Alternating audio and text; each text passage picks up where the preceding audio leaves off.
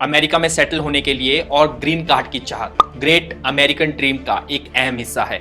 Indian parents अपने बच्चों को मैक्सिको और कनाडा से लगती अमेरिकन बॉर्डर पर ड्रॉप करवा देते हैं। 2023 में अमेरिकन एजेंसीज को इन बॉर्डर पर 730 भारतीय बच्चे लावारिस मिले। इनमें से ज्यादातर बच्चे 10 से 14 साल के बीच के हैं और ऐसे भी मामले सामने आए हैं कि 4 साल की उम्र के बच्चे भी लावारिस पाए गए। कभी कभी माता पिता अवैध रूप से अमेरिका चले जाते हैं और फिर अपने बच्चों को लाने की व्यवस्था करते हैं। इसके लिए वे दूसरे इलीगल माइग्रेंट्स के साथ कोऑर्डिनेट करते हैं जो उनके बच्चों को अमेरिकन बॉर्डर्स तक लाते हैं। इन इलीगल माइग्रेंट्स को यह पता होता है कि अगर बच्चों को अकेला बॉर्डर पर छोड़ दिया जाए तो अमेरिकन एजेंसीज इन बच्चों को अपने कब्जे में ले लेती हैं और इन्हें हर हाल में सुरक्षित रखती हैं। अमेरिका में बच्चों को ग्रीन कार्ड आसानी से मिल जाता है और कुछ मामलों में बच्चों को पहले रिफ्यूजी कैंप्स में भेजा जाता है और उनके माता पिता फिर जाकर उनके बच्चों के लिए असाइलम मांगते हैं। जिस इलीगल रूट से ये बच्चे यहाँ पहुंचते हैं उसे डोंकी रूट कहा जाता है। डोंकी रूट तो बहुत सालों से चलता रहा है, लेकिन पिछले कुछ सालों से इलीगल माइग्रेंट्स की गिनती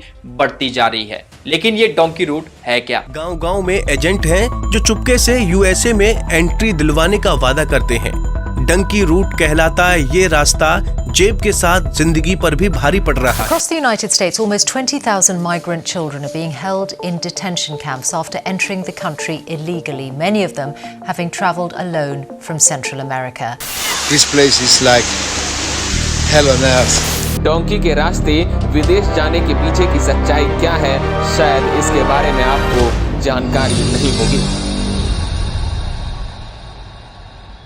डोंकी रूट या डोंकी फ्लाइट किसी इंटरनेशनल नोमेनक्लेचर से निकला हुआ वर्ड नहीं है, बल्कि पंजाबी के वर्ड से बनाया गया है और गुजराती में इसे कबूतरबाजी कहा जाता है। जब यूके और यूएसए में वीजा नहीं लगता तो लोग इलीगल तरीके से बिना डॉक्यूमेंट से जब इन देशों में घुसते हैं तो उसे डोंकी रूट कहा जाता है। अगर यूएस की बात करें तो यूएसए की बॉर्डर 2 देशों के साथ लगती है जहां से डोंकी रूट के थ्रू यूएस में घुसा जाता है। एक और यूएसए के नॉर्थ में कनाडा है और साउथ में मैक्सिको। कनाडा वाली साइड से जाने में बर्फीले पहाड़ ऑलमोस्ट इस जर्नी को यहीं खत्म कर देते हैं, इसीलिए बहुत से लोग मैक्सिको वाली साइड से एंटर करते हैं जो रिलेटिवली थोड़ा आसान है। जहां लोगों को पहले यूरोप या लैटिन अमेरिकन कंट्रीज में डंकी फ्लाइट से पहुंचाया जाता है। ज्यादातर इंडियंस इक्वाडोर पहुंचते हैं जहां पर करीब 180 देशों के लिए फ्री वीजा है। फिर वहां से मैक्सिको बॉर्डर पहुंचते हैं, फिर लास्ट में करीब 10 मीटर ऊंची दीवार चढ़कर यूएसए की मेन लैंड पर पांव रखते हैं। जितना आसानी के साथ हमने सिर्फ इसे 2 लाइनों में बोल दिया उतना ही आसान है नहीं। रियल लाइफ में इस प्रोसेस के थ्रू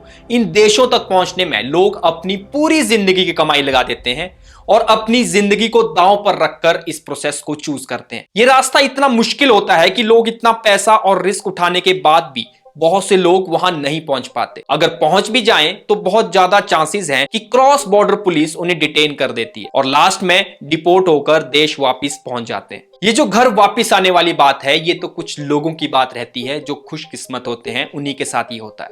नहीं तो मैक्सिको बॉर्डर तक पहुंचना भी एक अपने आप में बहुत बड़ा चैलेंज रहता है। माइग्रेंट्स जब कोलंबिया से पनामा एंटर करते हैं तो दोनों देशों के बीच लगभग 150 किलोमीटर लंबा फॉरेस्ट एरिया आता है। इसे डेरियन गैप कहते हैं। बफर जोन होने की वजह से इस जंगल पर ना कोई कानून चलता है और ना ही कोई दूसरा आपको बचाता है। आपको खुद ही गैंगस्टर से बचना पड़ता है। सैकड़ों किलोमीटर तक साफ पानी नहीं मिलता और ना ही खाना मिलता है। इन सभी से कोई निपट भी जाए फिर भी जंगली जानवरों का डर रहता है। अगर आप थककर अपने ग्रुप से पीछे रह गए तो फिर बचना ऑलमोस्ट नामुमकिन है। हम कह सकते हैं कि ये मैन वर्सेस वाइल्ड का अनस्क्रिप्टेड शो होता है। डोंकी रूट की बात तो हमने कर ली, अब बात करते हैं कि इस सब की शुरुआत होती कैसे है। इस गेम के सबसे बड़े प्लेयर्स होते हैं ट्रैवल एजेंट्स, जो लोगों को बड़े बड़े सपने दिखाते हैं। कुछ लोग इनके बहकावे में आ जाते हैं तो कुछ ऑलरेडी फॉरेन में सेटल होने के सपने देखकर इनके पास पहुंचते हैं। सबसे ज्यादा लोग पंजाब से इन ट्रैवल एजेंट के चंगुल में फंसे हैं। अब तो गुजरात और हरियाणा में भी ये स्कैम्स हो रहे हैं। लुधियाना के मनप्रीत प्राण ने भी इंडिया में गवर्नमेंट जॉब के लिए तैयारी की, पुलिस और आर्मी में ट्राई किया, लेकिन बार बार ट्राई करने के बाद भी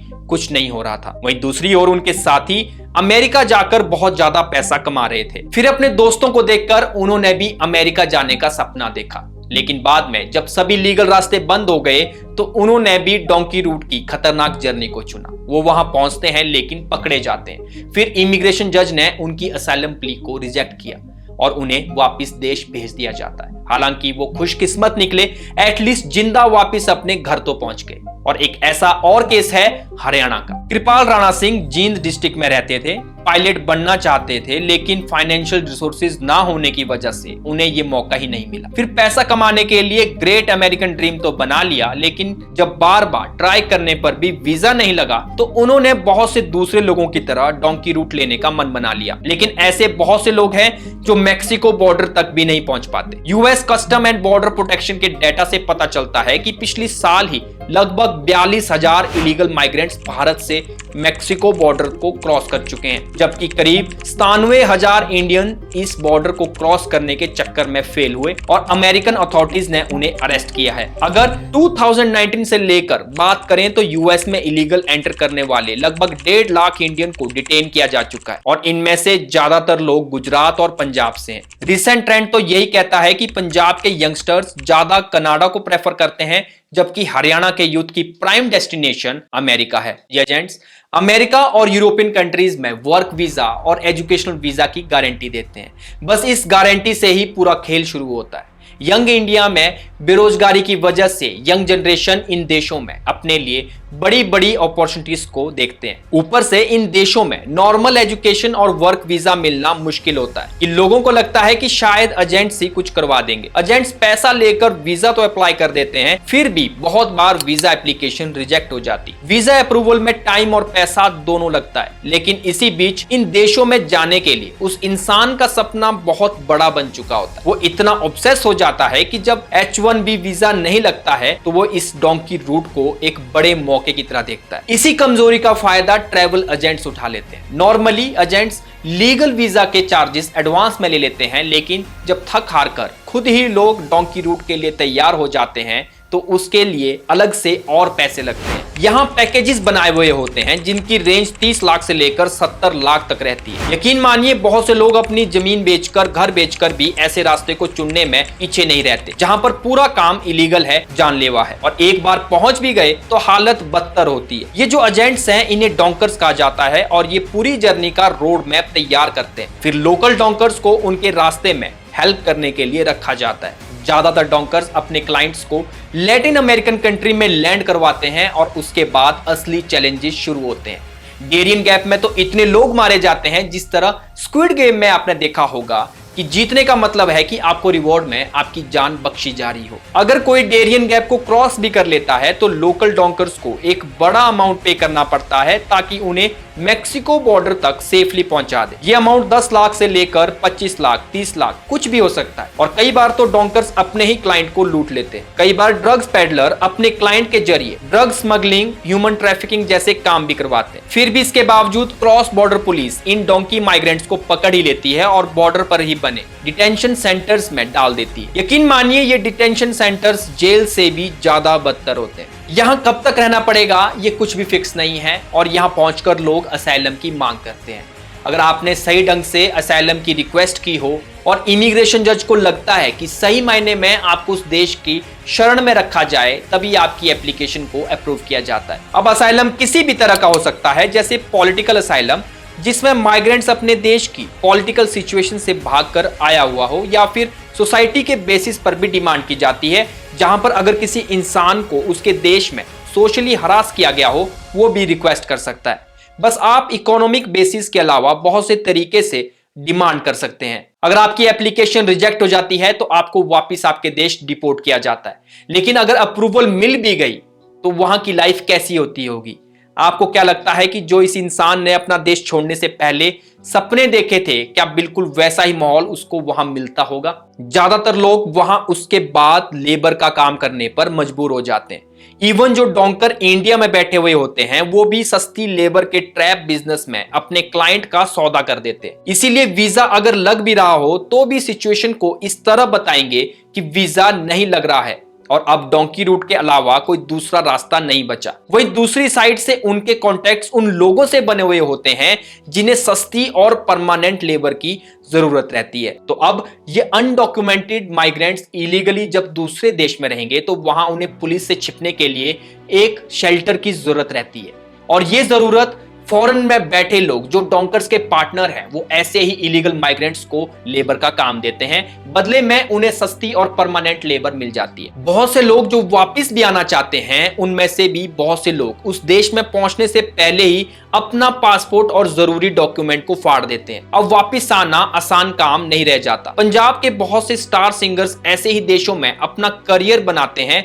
यही फेम और पैसे का लालच लोकल यूथ को देश से बाहर जाने का मोटिवेशन देता है। इवन पंजाबी सिंगर दिलेर मेहंदी भी डोंकी प्रोसेस के केस में अरेस्ट हुए थे। ये जो इलीगल माइग्रेंट्स का डेटा हर साल बढ़ता जा रहा है, तो इस वजह से वहां ऑलरेडी रह रहे इंडियन डायस्पोरा की जो इमेज बनी हुई थी, वो इमेज अब इस डोंकी रूट के रिपल इफेक्ट से बिगड़ती जा रही है। डोंकी रूट को चूज करने वाले LGBT कम्युनिटी के लोगों की गिनती साल दर साल बढ़ती जा रही है, क्योंकि इंडियन सोसाइटी अभी तक इस कम्युनिटी को एक्सेप्ट करने का माइंडसेट नहीं बना पाई है। और कई बार देखा गया है कि लोग इन कम्युनिटी के लोगों पर हमला करके सिचुएशन को बिगाड़ देते हैं। तो यूएसए की ओपन सोसाइटी का सपना लेकर ये लोग जब बार बार लीगल प्रोसेस को रिजेक्ट होते हुए देखते हैं, तो थक हार कर डोंकी प्रोसेस का सहारा लेते हैं। सिर्फ पैसा, लाइफस्टाइल और स्टैंडर्ड ऑफ लिविंग के चक्कर में जो लोग डोंकी प्रोसेस का सहारा लेते हैं, शायद वो भूल जाते हैं कि परचेजिंग पावर पैरिटी नाम की भी कोई चीज होती है। बेशक से वहां पैसा ज्यादा मिलता है, लेकिन वहां पर खर्चे भी उसी हिसाब से ज्यादा होते हैं। बल्कि जीने के लिए इंडिया में खर्च इन देशों से कम होता है। यहाँ इंडिया में परचेजिंग पावर पैरिटी बहुत से डेवलप्ड नेशंस के कंपैरिजन में बहुत अच्छी है, लेकिन ये बात बहुत से अनजान लोगों को बाद में रियलाइज होती है। अब डोंकी रूट लेने वालों की गिनती इसीलिए भी बढ़ती जा रही है क्योंकि जो लोग वहां सक्सेसफुली पहुंच जाते हैं, वो अपने रिश्तेदारों और दोस्तों को भी इसी रास्ते से बुला लेते हैं।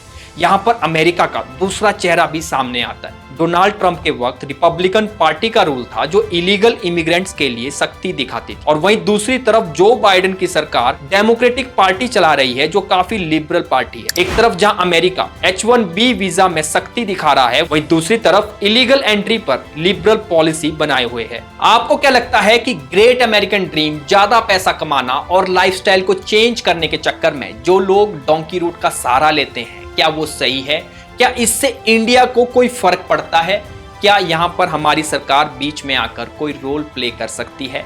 अपने व्यूज कमेंट सेक्शन में जरूर बताएं और अपनी ओपिनियन को खुद डेवलप कीजिए ताकि औरों की सोच आपकी ना बन जाए। अगर आपको ये वीडियो और मेरा काम पसंद आया हो तो इस वीडियो को लाइक कीजिए, अपनी फैमिली और फ्रेंड के साथ शेयर कीजिए, और ऐसी वीडियोस को देखते रहने के लिए चैनल को सब्सक्राइब करना ना भूलें। मिलते हैं नेक्स्ट वीडियो में, तब तक के लिए नमस्कार।